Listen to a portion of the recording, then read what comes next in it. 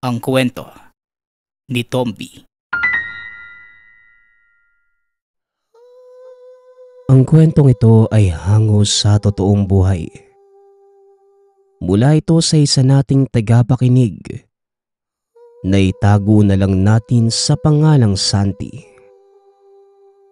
Walang eksaktong taon, probinsya ng Antique.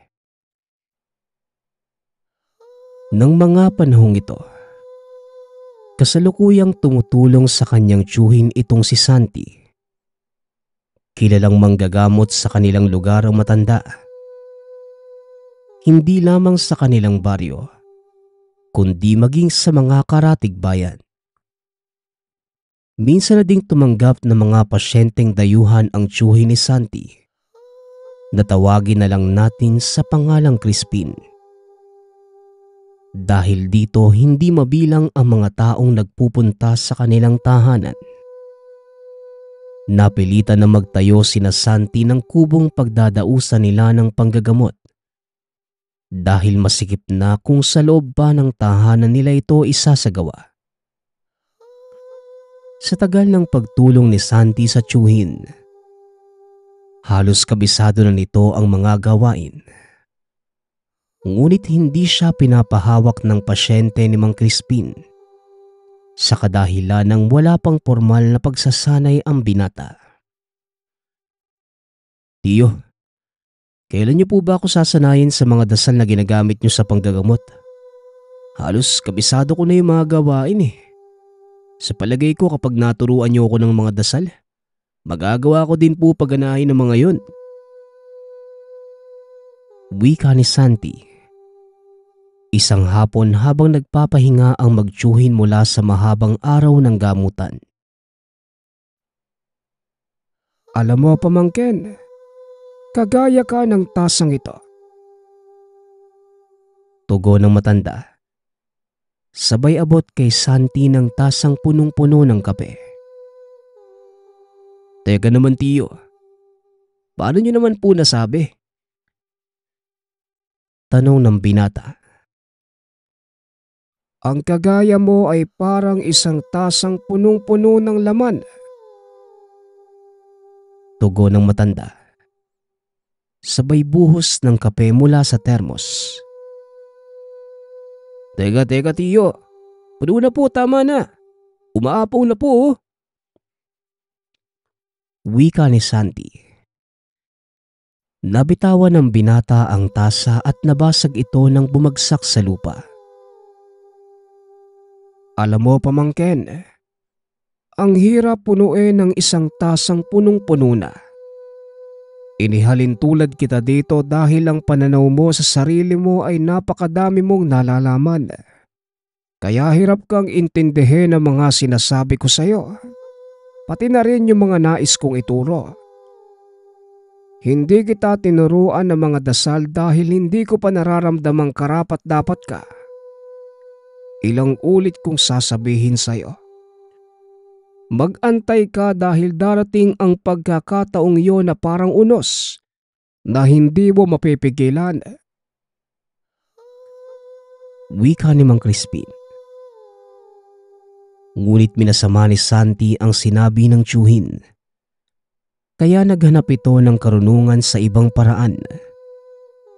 Dito niya nakilala si Andres. Isang antingerong dumayo sa kanilang lugar. Nakaupo ang binata sa harap ng isang tindahan sa bayan ng lapitan siya nito. Magandang umaga, Utoy. May hinahanap lang akong tao. Maaari mo ba akong tulungan? Wika ni Andres. Oo naman po. Sino po ba ang hinahanap nyo? Baka sakaling kakilala ko eh. Tugon ng binata. Si Tatang Crispin yung manggagamot. Meron sana ako ipapakonsagra sa kanya eh. Kaya lang, hindi ko alam kung saan yung tirahan niya. Muling wika ni Andres. Tamang-tama. Pauwi na din ako eh. Tiyuhin ko si Tatang Crispin. Halika, sumama ka na lang sa akin. Wika ni Santi. Laking tuwa ni Andres dahil ang napagtanungan niya ay walang iba, kundi ang pamangkin ng taong hinahanap. Hindi namang kalayuan ang tahanan nila Santi sa bayan. Kaya ilang minuto lamang ay narating na nila ito. Pagpasok sa bahay ay kagad tinawag ni Santi ang tiyuhin. Dali-dali naman itong lumabas ng silid. Ano ba yun, Santi? Para kang sinisilaban ah. Tanong na matanda habang nagsusuot ng damit. May naghahanap po kasi sa inyo, tiyo eh. Nasa labas po siya. Papapasukin ko na po ba? Tugon ng binata. O sige, papasukin mo. Dali-daling pinapasok ng binata ang kanilang panauhin. Pinaupo niya ito sa sala at binigyan ng maiinom. Magandang tanghali po, Tatang Crispin. Ako po pala si Andres. Hindi na po ako magpapaligoy-ligoy pa. May nakuha po kasi akong gamit. Gusto ko po sanang ipakonsagra sa inyo eh. Wika ni Andres habang inilalapag sa mesa ang dala niyang gamit. Nakabalot ito sa itim na tela. Kinuha naman ito na matanda upang tignan. Saan mo naman nakuha ang gamit na to, Utoy? Tanong ni Mang Crispin habang binubuksan ng itim na sisidlan.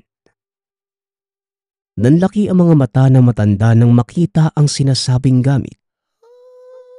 Isa itong singsing. Base sa itsura nito, masasabing yari sa isang uri ng itim na bakal ang gamit. Medyo mabigat ito at nakaramdam ng hindi kaaya-ayang ora ang matanda nang mahawakan niya ang singsing. May problema po ba, Tatang Crispin?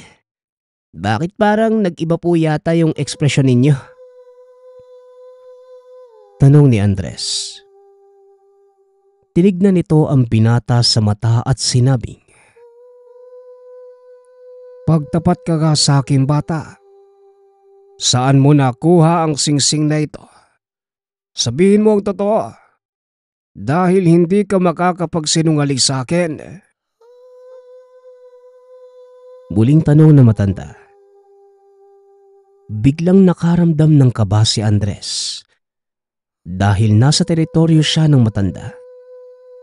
Wala rin itong nagawa kundi isalaysayang pinagmula ng dalang gamit. Ang totoo po, Tatang, nakuha ko po yan sa isang pinuno ng kulto na nakalaban ko sa kabilang probinsya. Bala ko sanang ipakonsagra para magamit ang kakayanan. Narinig ko na yung pinuno ng kulto po nagagawang bumuhay ng mga patay na bata eh. Tugon ni Andres. Napailing na lamang si Mang Crispin sa sinabi nito. Pasensya na, Andres. Pero kahit anong gawin nating pangkonsagra sa gamit na ito, hindi na matatanggal ang maitim na kapangyarihang bumabalot dito. At kung sakaling totoo man ang sinasabi mong bumubuhay ng tao ang may-ari nito, hindi yung kagagawa ng Diyos, kundi kagagawa ng demonyo. May sa demonyo ang singsing na ito, Utoy. Kaya ang maipapayo ko sa iyo, iwanan mo ito sa pangangalaga ko. Dahil wala itong may dudulot na kabutihan sa kahit kanino. Nasa sayo kung susundin mo ang payo ko o hindi. Wika ni Mang Crispin. Napaisip si Andres sa mga sinabi ng matanda. Dahil kahit siya, alam niyang totoo ang lahat ng yon. Mas mabuti nga po siguro kung iiwanan ko ito sa inyo. Malaki po ang tiwala at respeto ko sa inyo, Tatang. Maraming salamat po sa payo ha. Wika ni Andres. Matapos makipag-usap ay kaagad na din nagpaalam ang binata Inihatid naman ito ni Santi palabas ng tahanan. Maraming salamat nga pala sa iyo, Santi. Mauuna na ako Sana magkita pa tayo. Hindi natuloy ni Andres ang sasabihin dahil bigla na lang silang nakarinig ng sigaw mula sa loob ng bahay. Dali-daling tumakbo pabalik ng tahanan si Santi at Andres.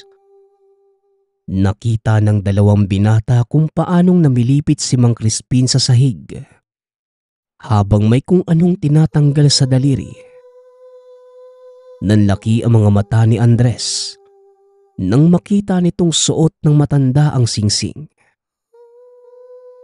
Tatang Crispin, ano po ang ginawa ninyo? Bakit suot niyo ang singsing? Tanong ni Andres. Hindi ko alam, pero bigla na lang itong dumikit sa daliri ko.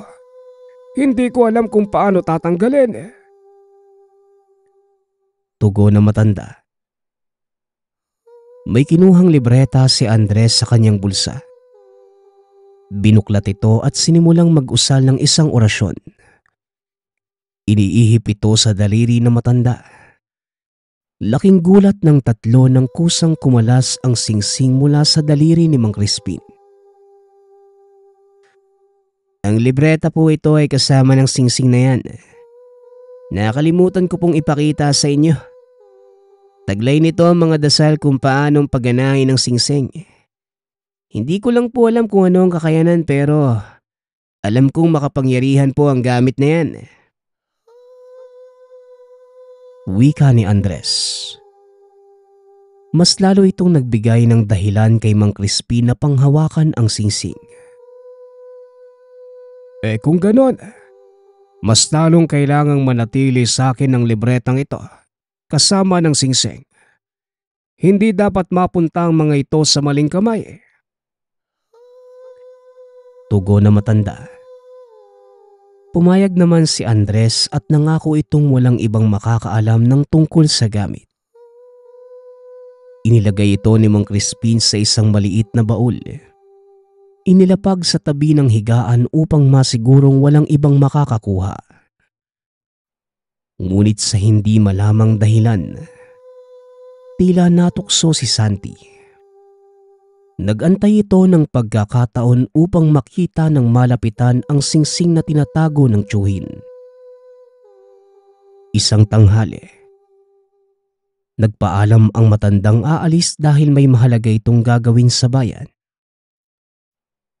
Hindi na sinabi ni Mang Crispin kung ano yon. Ngunit pinaalam niya sa pamangkin na gagabihin siya sa pag-uwi. Santi, huwag mong iiwanan ng bahay Maaring gabihin ako sa pag-uwi. Ikaw na muna ang bahala dito. Kung sakaling may mga dumating at magtanong tungkol sa akin, sabihin mo na lang na bumalik sa susunod na araw. Maliwanag ba? Bili ng matanda. Kaagad din itong umalis. Nang makalayo na si Mang Crispin, dali-daling pumasok si Santi sa kwarto ng tiyuhin. Nakita nito ang maliit na baul. Noong una ay nagdadalawang isip pa ito sa pagbubukas. Ngunit tila may kung anong bumubulong sa kanya. Nilapitan ito ng binata at dinampot. Nilapag ang maliit na baul sa mesang malapit sa higaan ng tiyuhin at dahan-dahang binuksan. Ang una nitong nakita ay ang itim na libreta. Sa ilalim nito ay itim na supot kung saan nakalagay ang singsing. Kinuha ni Santi ang maliit na supot. Walang pagdadalawang isip itong binuksan. Palakas ng palakas ang boses na naguutos sa kanya na isuot ang singsing. Hindi ba't ito ang gusto mo? Ang magkaroon ng kakayanan. Ngayong nandito na sa harapan mo, palalampasin mo pa ba ito? Isuot mo ang singsing at makakamtan mo kung anuman ang iyong ninanais. Wika ng boses sa isipan. Isinuot ng binata ang singsing at muli niyang narinig ang tinig. Ah, ah, ah, ah, ah. Ganyan nga. Ngayon, buksan mo ang libreta. Usalin mo ang mga dasal sa unang pahina. Pakawalan mo ang kapangyarihan ko. Muling wika ng tinig. Sinunod ni Santi ang sinasabi ng boses. Hindi nito magawang pigilan ang sarili na tila kusang kumikilos ang kanyang katawan. Matapos usalin ng binata ang dasal, nakaramdam ito ng malakas na enerhiya mula sa singsing, papunta sa mga kamay, hanggang sa makarating ito sa buong katawan. Biglang nag-iba ang pakiramdam ng binata. Unti-unti niyang naramdaman ang paglakas ng katawan. Maging ang mga pangdama, pangamoy, at pandinig ay lumakas din. Habang ginagawa ng binata ang pagbabago, muli na namang nagsalita ang tinig. Gusto mo bang malaman kung ano ang kayang gawin ng bago mong kakayanan? Bakit hindi ka pumunta sa bayan? Wika ng tinig. Naglakad ang binata palabas ng tahanan. Tinahak ang daan papunta sa bayan. Pagkarating ng binata ay nakasalubong niya ang ilang kalalakihan. Masama ang titig nito sa kanya. Nung una ay hindi niya pinansin ang mga ito. Ngunit nang makalampas siya sa grupo, tumayo ang isa sa kanila at hinila ang kanyang damit. Natumba ang binata sa lupa. Pinagtawanan ng lahat ng nakakita. Tumayo si Santi at pinagpaga ng sarili. Habang ginagawa niya yon, muli na naman niyang narinig ang tinig. Hayaan mo na lang ba na pagtawanan kanila? Ano ba ang ginawa mo para itrato kanilang basahan? Wala, di ba? Ngayon, ipakita mo sa kanila kung sino ka. Wika ng boses. Matapos magpagpag ng alikabok ng binata, hinarap nito ang mga kalalakihan. Nagsitayuan ang mga ito at lumapit sa kanya. Akmang susuntukin na sana siya ng isa sa mga ito. Ngunit nagawa niyang saluhin ang kamao. Hindi ako sinilang para paglaruan niyo. Wika ng binata habang pinipilipit ang kamay ng lalaking sumuntok sa kanya. Kagad namang nagsipagsugod ang iba pa nitong kasamahan. Ngunit hindi rin nila magawang patamaan ang binata. Napagtanto ng mga ito na wala silang kalaban-laban. Kaya pinili ng isa na kumuha ng upuan at hinampas sa likod ni Santi. Ngunit laking gulat ng lahat. Dahil nadurog lamang ito sa katawan ng binata. Tatakbo na sana ang mga ito. Ngunit hindi nila magawang umalis sa kinatatayuan dahil sa sobrang takot. Lingid sa kaalaman ng binatang nakita ni Andres ang kanyang ginawa. Dali-dali itong tumakbo papunta sa tahanan ni Mang Crispin. Sa pagbabakasakaling naroon ang matanda.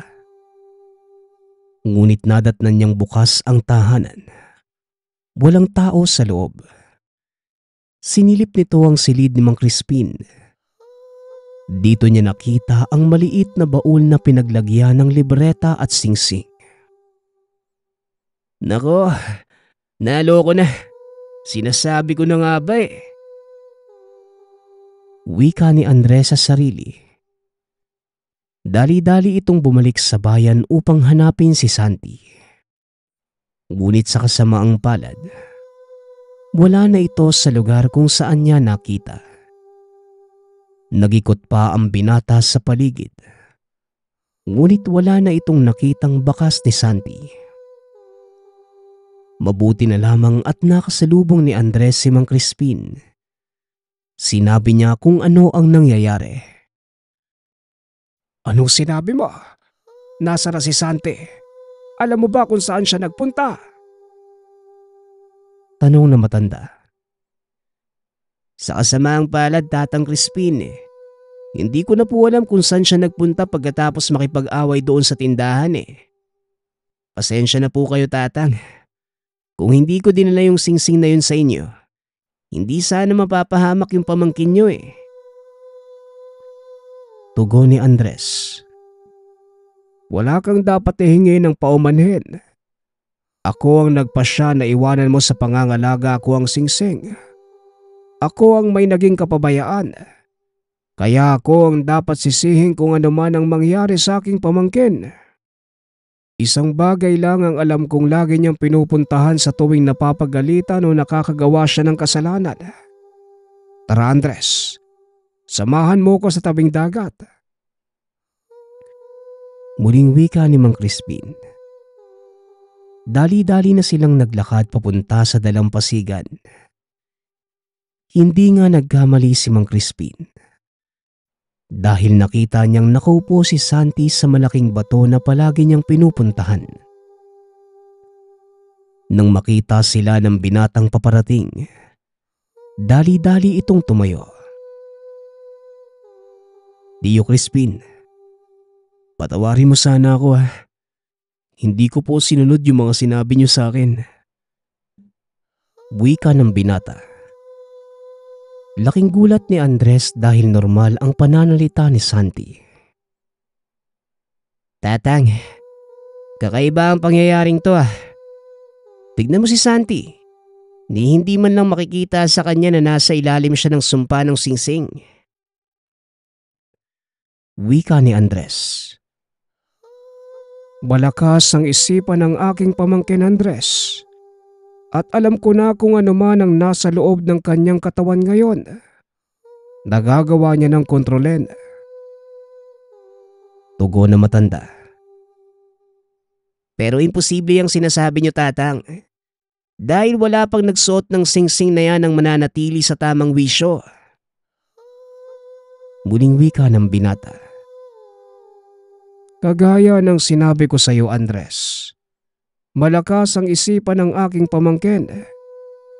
Santi, buwaba ka na dito para makauwi na tayo. Huwag mo nang alalahanin ang ginawa mo. Hindi ako nagalit. Kapabayaan ko ang nangyari kaya wala akong dapat ikagalit sa iyo. Wika ni Mang Crispin. Kagad namang bumaba si Santi at lumapit sa matanda. Dali-dali itong pinaulanan ng katanungan ni Andres. Teka, anong nangyari? Bakit hindi ka sinakop ng singsing? Dapat wala ka na sa tamang pag-iisip, Santi. Pero tignan mo, parang wala lang nangyari . Wika ni Andres. Inawat ni Crispin ang binata at sinabing sa bahay na lamang pag-usapan ang tungkol sa nangyari. Ngunit habang pauwi ang tatlo, nakasalubong nila ang isang matanda.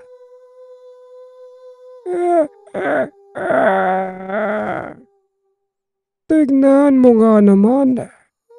Hindi ko akalaing dito ka pala nagpunta, Andres. Nasa na ang singsing at libretang ninakaw mo sa aming pinuno? Wika na matanda. Napatingin si Mang Crispin at Santi sa binata at inantay ang kasagutan mula dito. Pasensya na pero nasa mabuting kamay na ang kagamitan ng pinuno ninyo. Hindi mo na ito makukuha pa. Hindi ang kagaya mo ang maaaring magtangan ng ganong kalakas na kapangyarihan. Santi, Tatang Crispin, umalis na po kayo dito. Mapanganib ang taong ito. Wika ni Andres. Ngunit nagbatigas si Mang Crispin. Sinang-ayunan naman ito ni Santi. Hindi ka namin pwedeng iwanan dito, no?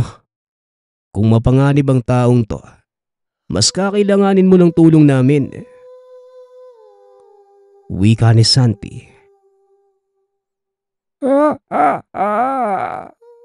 Akalain mo nga naman. Mukhang alam ko na kung nasaan ang singsing.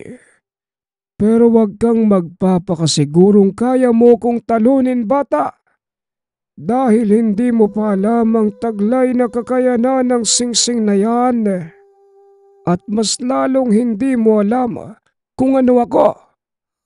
Kaya kung ako sa inyo, ibigay mo na lang ng mapayapa ang singsing. At baka maisipan ko pang hayaang kang mabuhay. Wika na matanda. Medyo padilim na ng mga sandaling yun. Wala nang masyadong tao sa labas. Nanlaki ang mga mata ni Santi nang makitang nagpalit ng anyo ang matanda. Bahabaging langit, isang aswang ang kalaban natin. Andres, umalis na tayo dito. Wika ni Mang Crispin. Dali-dali itong tumakbo upang magtago. Naiwang nakatayo si Santi habang kaharap ang nilalang. Hindi ako natatakot sa iyo, aswang. At kung gusto mong makuha ang singsing, bakit hindi mo subukang kunin? Paghahamon ng binata. Kagad namang sumugod ang nilalang. Mabilis niya naman itong naiwasan. Dumampot ng malaking sanga ng kahoy si Santi upang gawing sandata. Hinampas nito ng napakalakas sa likod ang nilalang. Dahilan para sumubsob ito sa lupa. Muli itong tumayo at hinarap si Santi na nooy nakangiti na lamang. Muling sumugod ang nilalang. At sa pagkakataong yon, nagawa niyang hulihin ang binata. Ibigay mo na ang singsing kung ayaw mong durugin ko ang buong katawan mo. Banta nito. Ngunit laking gulat ng nilalang nang biglang nakawala si Santi sa pagkakagapos. Isang malakas na suntok ang binigay ng binata sa nilalang. Tuluyan itong natumba sa lupa. Muling dinampot ni Santi ang malaking sanga ng kahoy. Itinarak ito sa katawan ng aswang. Puro ka lang naman pala salita eh. Tio Crispin, tapos na ako dito. Pwede na kayong lumabas. Wika ni Santi. Namangha ng husto ang matanda. Maging si Andres. Hindi akalain ng dalawa na magagawang kontrolin ng binata ang singsing. Pagkarating sa tahanan, isinalaysay ni Santi ang mga nangyari. Ayon sa binata, narinig niya ang boses. Sinunod niya ito nung una. Ngunit napagtanto nito na hindi tama ang gagawin. Kaya pinilit ni Santi na bumalik sa sariling wisyo at pangibabawan ang pag-uudyok ng boses hanggang sa tuluyan niya itong napalayas. Dahil sa nangyari, hinayaan na lamang nila Andres at Mang Crispin na si Santi ang mga laga ng singsing. Sa paglipas ng panahon, mas naging kapaki-pakinabang ito para sa binata. Nagagawa na niyang manggamot. Hinayaan na din siya ni Mang Crispin na tumulong sa kanilang araw-araw na gamutan. Dito napatunayan ni Santi na kahit gaano pa kasama ang pinagmula ng gamit, maaari mo itong gamitin para sa kabutihan ng lahat. Ang susunod nating kwento ay mula sa isa nating tagapakinig. Naitago na lang natin sa pangalang Idong. Walang eksaktong taon, probinsya ng Gimaras. Sinasabi ng karamihan na tayo mga tao ang nagtatakda ng ating kapalaran. Nakadepende sa ating mga ginagawa sa kasalukuyan ang ating magiging hinaharap. Ngunit meron namang ibang nakatakda na ang kapalaran. Isang siguradong buhay na nag-aantay na sa kanila. Kagaya na lamang ng bida natin sa kwentong ito. Simula bata pa lamang, iminulat na si Idong ng kanyang ama sa isang marangyang pamumuhay. Nagmamay-ari sila ng malawak na lupain sa kanilang bayan. At ang pangunahing pangkabuhayan ng mag-anak ay ang napakalawak na taniman ng saging at mangga. Bagaman namulat sa masaganang pamumuhay, hindi naman naging iba ang tingin ng binata sa mga tao sa paligid. Ang totoo, mahal na mga taong bayan ang pamilya ni Idong. Dahil sa kabaitan ng mga ito, lalo na kapag may mga sakuna o matinding pangangailangan, ang ama ni Idong ang unang sumusuong sa panganib upang makapaghatid ng tulong sa mga nangangailangan. Madalas itanong ng binata sa ama kung saan ba talaga nanggaling ang kanilang kayamanan. Maging si Idong ay nagtataka dahil ang lolo Jose niya na tatay ng ama, wala namang kayamanan. At ang mas nakakapagtaka pa ay palagi nitong sinasabi kay Idong na, "Alam mo Idong, hindi naman naging ganyang kayaman ng iyong ama kung hindi dahil sa kaibigan niya.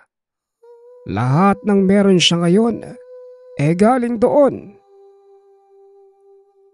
Wika ng matanda, habang nakaturo sa isang malaking puno ng duhat. Hindi na ito gaanong sineryoso ni Idong dahil nag-uulyanin na ang matanda. Maniwala man kayo sa hindi, nasa edad 90 na ito, ngunit napakalakas pa din ng pangangatawan. Nakakarating pa ito kung saan at nakakauwi ding mag-isa. Sa tuwing pinagsasabihan siya ng tatay ni Idong, nagagalit ang matanda. Kaya hinahayaan na lamang nila itong gawin ang gusto. Sa tuwing nag-uusap ang maglolo, palaging kinikwento ng matanda ang tungkol sa mga karanasan nito noong panahon ng Hapon. Naaaliw naman sa pakikinig si Idong dahil may halo pa itong kababalaghan.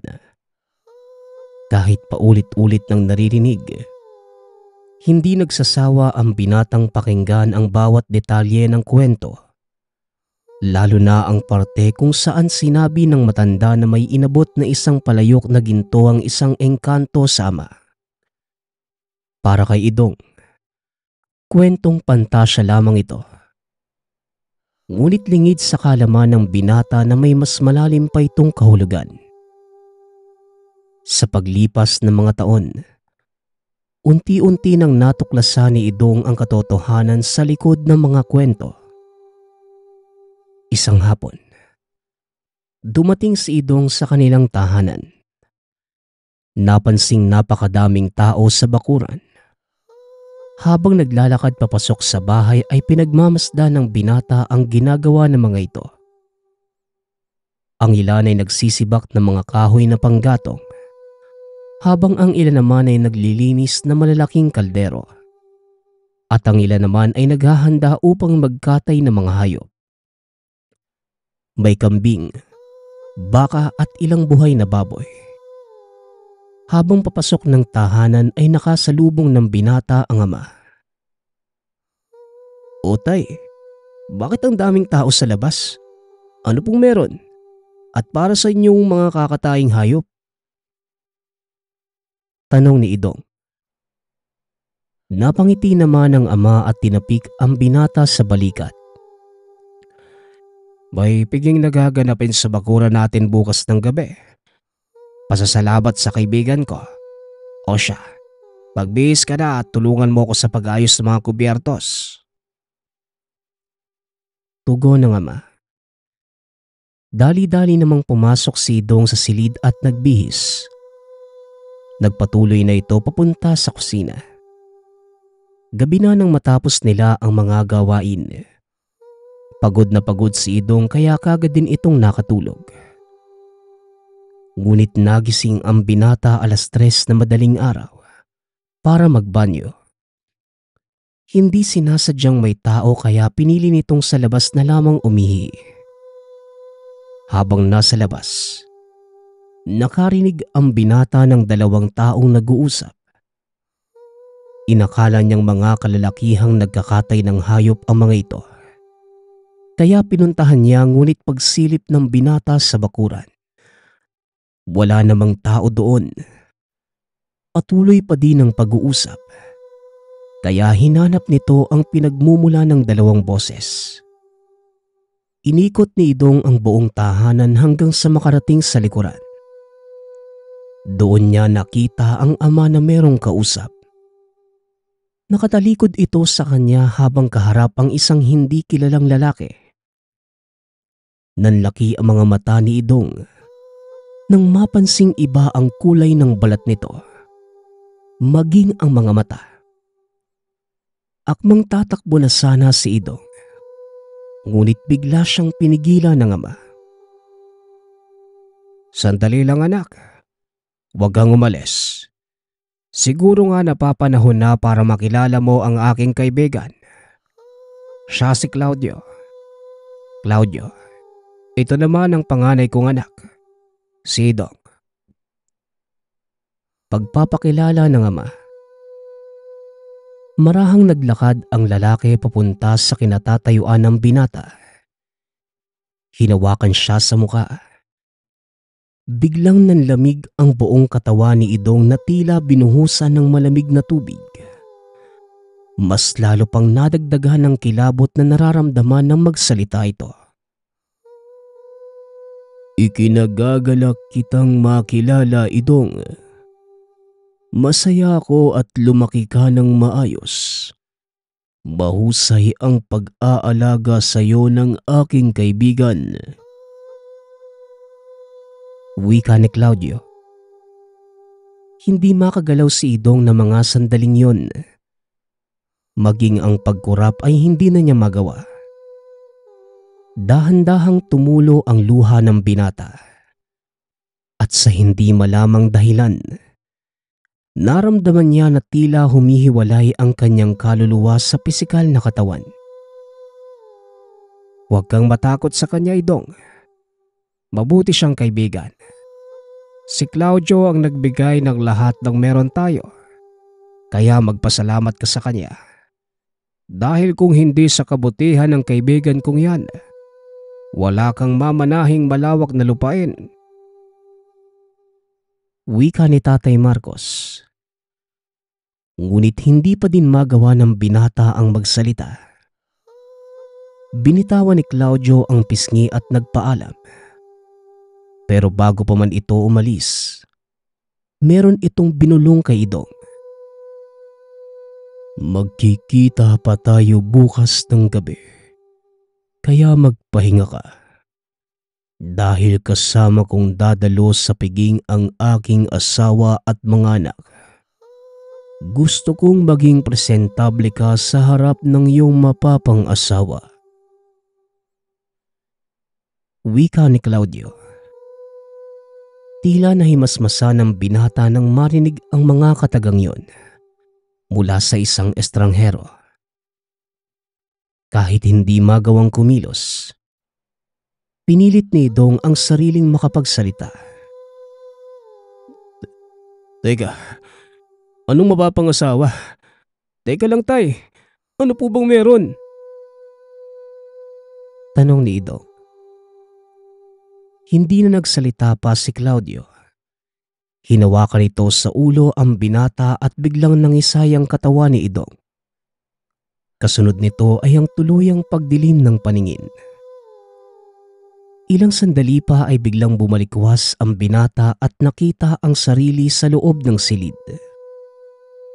Pilit nitong inaalala ang mga nangyari. Ngunit nagmistula na lamang yung panaginip lalo pa nang sabihin niya ito sa ama. Walang tigil sa kakatawa si Tatay Marcos nang marinig ang kwento ni Idong. Kaya naman, nainis ang binata at sa halip na lumiban sa klase dahil sa piging, nagpasya na lamang itong pumasok. Ngunit pagsapit ng hapon ng araw ding yon, pagka-uwi sa tahanan, nagkaroon ng linaw ang lahat nang makita niya ang lalaking kausap ng ama sa panaginip. Walang iba kundi si Claudio. Nilapitan ni Idong ang dalawa at walang sabi-sabing kinumpronta ang panauhin. Ikaw si Claudio, hindi ba? Ikaw yung kaibigan ng tatay ko na nakausap ko kaninang madaling araw. Gusto kong linawin mo sa akin ang lahat ng sinabi mo. Dahil alam kong hindi sasabihin ni tatay ang lahat. Wika ni Idong. Dali-dali namang inawat ni Tatay Marcos ang binata. Mag-iingat ka sa ugali mo, Idong. Hindi ordinaryong tao ang kaharap mo. Naputol ang sasabihin ni Mang Marcos dahil muling nagsalita si Idong. Opo, alam kong hindi siya pangkaraniwang tao. Dahil isa siyang engkanto. Wika ni Idong. Napalakas ang pagsasalita ng binata kaya nagsipagtinginan ang lahat. Ngunit hindi inaasahan ng mag-ama ang magiging reaksyon ni Claudio.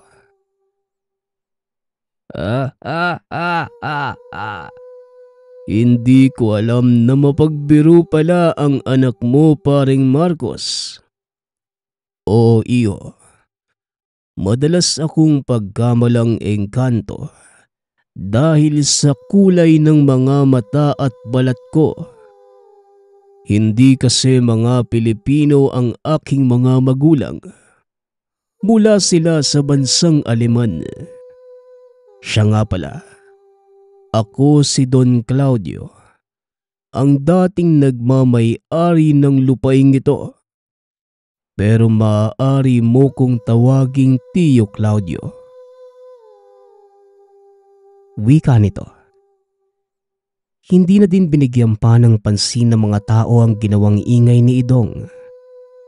Maging si Tatay Marcos, nakahinga ng maluwag sa pag-aakalang magkakaroon ng kaguluhan. Paring Claudio, hindi ba sumama ang asawa at anak mo? Mag-isa ka lang pumasok sa bakuran eh. Para sa inyo pa naman yung piging na ito. Bilang pasasalamat sa lahat ng tinulong niyo sa akin. Wika ni Tatay Marcos. Nagpalinga-linga si Claudio at nang masigurong tatlo na lamang sila ang nasa loob ng sala. Biglang nag-iba ang reaksyon ng mukha nito. Biglang naging kulay berde ang mga mata habang nakatitig kay Idong. Nanlaki ang mga mata ng binata.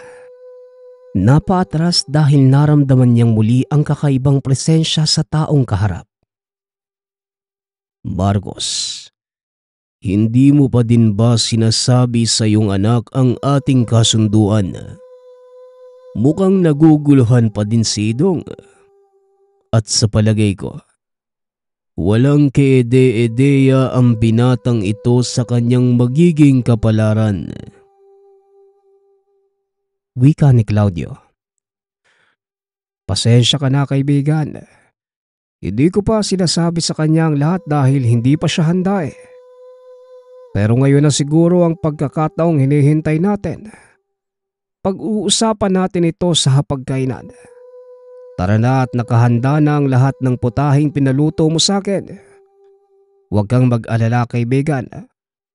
Walang asin ang mga karneng yan. Pinatay din ang mga hayop na ginamit sa pagluluto ayon sa inyong tradisyon.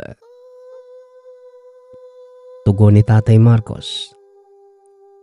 Nang mga sandaling yon, gusto nang tumakbo ni Idong dahil sa sobrang takot. Hindi nito alam kung ano ang pinagsasasabi ng ama.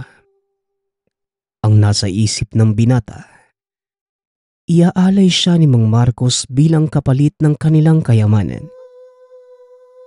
Papalapit na sa hapagkainan ng tatlo nang biglang kumaripas ng takbo si Idong palabas ng tahanan sa pamamagitan ng bintanang malapit sa lamesa. Laking gulat ni Tatay Marcos dahil sa naging kilos ng anak. Hindi pa man nakakalabas ng bakuran ang binata, dali-dali niya na itong tinawag. Idong, ano ba naman ang iniisip mong bata ka? Bakit naman tumalong ka sa bintana? Bumalik ka nga dito! Wika ni Mang Marcos. Nilingon siya ni Idong at tumugon. Sinong niloko mo, tay? Ibibigay mo ako sa mga taong yan bilang kapalit ng kayamanan mo. Kalukuhan. Mag-isa ka. Kung gusto mo, ikaw... Hindi na ituloy ng binata ang sasabihin dahil nabangga siya ng isang napakagandang dalaga. Nang titigan ito ni Idong, napansin niya ang suot nitong kwintas. Miss, nasaktan ka ba? Pasensya ka na. Halika, tulungan na kitang tumayo. Ako nga pala si Idong, pero kilala ko ng mga taga dito bilang... Natigil si Idong sa pagsasalita. Idong, tama. Kilala ka ng mga tao bilang Idong. Kilala din kita. Ako ang anak ni Don Claudio. Clara ang pangalan ko. Ano yung narinig kong sinasabi mo kaninang ibibigay ka ng tatay mo sa aming kapalit ng kayamanan? Aanin ka naman namin. Tanong ng dalaga. Halos matunaw sa hiya si Idong dahil nagtawanan ang mga tao sa paligid. Napahawak na lamang sa noo si Claudio at Tatay Marcos dahil sa nakakahiyang tagpong yon. Umakyat ka na dito, Idong. Para kang tagabundok sa ginagawa mo eh. Wika ni Tatay Marcos. Hindi pa sana susunod si Idong. Ngunit hinawakan ng anak ni Claudio ang kamay ng binata at hinila papunta sa loob ng bahay. Ayokong mapahiya ang tatay mo. Mabuti silang magkaibigan ni Papa. Kaya umayos ka. Wika ni Clara. Wala namang nagawa si Idong kundi sundan si Clara. Ngunit naalala ng binatang hindi pa ito nagpapakilala sa kanya. Siya nga pala, miss. Ano bang pangalan mo? Tanong ni Idong. Huminto sa paglalakad si Clara at nilingon ng binata. Talagang wala kang kaalam-alam, no? Ako si Clara. Malalaman mo ang lahat mamaya pagdating natin sa itaas. Tugon ng dalaga. Kaagad na upo ang binata at nahihiyang humarap sa kanilang panauhin. Nagsipag-upo na din ang dalawang nakakatanda. Nagsimulang pag-usapan ang mga bagay-bagay. Kagaya ng pinangako ko sa iyo, kaibigan, ginawa kong maginhawa ang buhay mo at ng magiging pamilya mo. Panahon na para tuparin mo naman ang iyong sinumpaang pangako. Nasa hustong gulang na ang mga bata at siguro'y napapanahon na din upang malaman ng anak mo ang katotohanan. Wika ni Claudio. Tumayo si Tatay Marcos at inaya ang mga panauhing pumasok sa isang silid. Mas makakabuti siguro kung dito na tayo mag-usap. Ayokong may ibang taong makakaalam eh. Wika ni Tatay Marcos. Sumang-ayon naman si Claudio. Nang makaupo na ang lahat ay nagsimula ng magsalita si Tatay Marcos. Idong, totoo ang lahat ng nalaman mo. Hindi nga mula sa mundong ito sina Claudio at ang pamilya niya. Mula sila sa isang syudad na wala pang tao ang nakakarating at nakakabalik ng buhay. Ang kasunduan namin bago niya ako pagkalooban ng karangyaang tinatamasa natin ngayon, ang ikasal kayo ng kanyang anak. Wika ni Tatay Marcos. Biglang napalunok ng laway si Idong habang nakatingin kay Clara. Hindi nagsasalita ang dalaga. Nakatitig lamang ito sa malayo. Kaya pinili na lamang din ni Idong ang manahimik at makinig sa pag-uusap ng dalawang nakakatanda. Kapwa nagkasundo ang dalawang magkaibigan. Nang tanungin ng dalaga at binata kung ano ang masasabi nila, iisa lamang ang sinagot ng mga ito. Kayo po ang masusunod.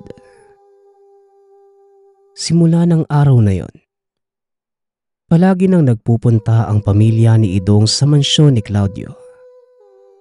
Hinahayaang magkapalagayan ng loob ang dalawang bata. Hindi nagtagal ay naging malapit si Idong at Clara. Naging matalik na magkaibigan ang dalawa. Alam mo, Idong, hindi ko akalaing magiging magkaibigan tayo. Kasi biruin mo, nabangga mo ko eh. Tapos hindi ka man lang humingi ng tawad. Napahiya ka pa sa harapan ko. Wika ni Clara. Napangiti si Idong nang maalala ang unang pagkikita nila ng dalaga. Hindi rin ito lubusang akalain na makakapagpalagayan sila ng loob. Alam mo, ang totoo, Clara, huwag ka sanang magagalit sa sasabihin ko pero natakot ako sa iyo eh. Naiintindihan mo naman siguro ang ibig kong sabihin. Ayoko nang banggitin pa dahil baka sumama lang ang loob mo eh. Tugon ni Idong. Muli namang nagsalita si Clara. Naingkanto kami. Alam mo, Idong, wala namang kaming pinagkaiba sa inyo. Maliban na lang sa lugar kung saan kami nakatira. At yung kakaibang katangian namin. Tignan mo, pareho lang din naman ako ng pangkaraniwang babae, diba? Wika ni Clara. Napatingin si Idong sa babaeng itinuturo ng dalaga. Natawa ito dahil malayong malayo ang itsura ng dalaga sa mga pangkaraniwang tao. Hanggang sa lumipas pa ang maraming panahon, naging masaya ang dalawa. Inakala ng binatang magtutuloy-tuloy na ito at hindi inaasahan ni Idong na magwawakas yun. Isang hapon, pagkagaling sa paaralan ay tumuloy ang binata sa bahay ni Clara. Habang papalapit, nakaramdam ng kakaibang kalungkutan ang binata. Hindi niya maipaliwanag kung bakit pero sa isip-isip ni Idong, may masamang nangyari sa kaibigan. Dali-dali itong tumakbo papasok ng bakuran nila Claudio. Pagkarating ng binata sa pinto, bumungad sa kanya ang isang higaang punong-puno ng bulaklak. Dahan-dahang lumapit si Idong. Nanlumo ito nang makitang si Clara ang nakahiga. Itinaas ng dalaga ang kamay upang abutin ang mukha ni Idong. Teka, anong nangyayari, Clara? Bakit nandiyan ka? May sakit ka ba? Tanong ni Idong. Napangiti ang dalaga at hinawakan ang mukha ng binata. Pasensya ka na, Idong. Hindi ko sinabi sa iyo ang totoong kalagayan ko. Gusto ko sanang gawin kaso ayokong nag-aalala ka eh. Tugon ng dalaga. Nag-aalala? Sa palagay mo anong nararamdaman ko ngayon? Clara, siguro naman kahit hindi ko sabihin, nararamdaman mo naman, di ba? Hindi na pagkukunwari ang lahat para sa akin. Kaya sabihin mo kung anong pwede kong gawin para gumaling ka sa kung anong nararamdaman mo ngayon. Muling wika ni Idong. Ngunit sa halip na si Clara ang magsalita, si Claudio ang ito ang sumpa ng isang engkantong piniling mamuhay sa mundo ng mga tao. Nawawala ang aming pagiging immortal at kinakapitan kami ng sakit na kailanman hindi na magagamot. Kalaunan ay namamatay ang katawan namin dito sa mundo ng mga tao. Pangkaraniwan lang din kami kagaya mo. Ang kondisyon naman ni Clara, bihira. Unti-unting nauubos ang hibla ng kanyang buhay hanggang sa tuluyan na itong maubos. At total nandito na lang rin tayong lahat. Sasabihin ko na sa inyo, hindi naming ginawa ng ama mo ang kasunduang ipakasal kayo para sa pansariling kapakanan. Ginawa namin ito para sa ikabubuti ni Clara. Pagpapaliwanag ni Claudio. Matapos magsalita ay kagad itong lumabas ng bahay. Kasunod niyang umalis ang mga kasambahay. Akmang magsasalita pa sana si Claudio nang pigilan siya ng dalaga. Huwag ka munang magsalita, Tay. Makinig ka sa akin mabuti, Idong. Mawawala man ako sa mundong ito. Pero alam kong kailanman, hindi mamamatay ang alaala ko sa puso mo. Isang bagay lang ang may papangako ko sa'yo. Sa oras na muli ako mabuhay, hahanapin kita. Ito ang sumpa ako sa'yo. Panghawakan mo ito. Wika ni Clara. Hindi na nagawa pang sumagot ni Idong dahil unti-unti niyang naramdaman ang pagluwag ng kapit ng dalaga sa kamay. Humagulgol ng iyak ang binata habang unti-unting naglalaho ang katawan ng kasintahan. Sinabi ni Idong sa sariling hindi siya mag-aasawa hanggang sa muli silang magkita ni Clara. Sa paglipas ng ilang araw, buwan na taon, nanatiling binata si Idong. Hindi nito alintanang mawawala ang kanyang henerasyon dahil hindi siya nagkaanak. Mas mahalaga pa rin sa kanya ang pangako ng kasintahan. Sa kasalukuyan, nakatayo pa din ang mansyon ni Idong. Nakapaloob pa din dito ang mga alaala ni Clara. Bagaman hindi nagkaanak ay may mga kaanak naman itong patuloy na nangangalaga sa mga naiwan niyang ari-arian. Karamihan sa mga lupaing pagmamay-ari ni Idong, ibinigay sa pamahalaan upang patayuan ng paaralan, ospital at ang ilan naman, binahagi sa mga kababayang walang sariling lupa. Kinilala si Idong bilang makulit, mapagbigay at magalang na tao noong kabataan. Ngunit mas nakilala pa siya dahil sa ginawang pag-aantay sa sumpa ng engkanto. Nagpapasalamat nga pala ako sa nagpadala ng ating kwento. Nawa ay nagustuhan niyo ang inyong napakinggan. Nagpapasalamat din ako sa lahat ng sumusuporta sa ating channel. Nawa ay patuloy niyong suportahan at pakinggan ang ating mga kwento. Hanggang sa muling pakikinig. Paalam.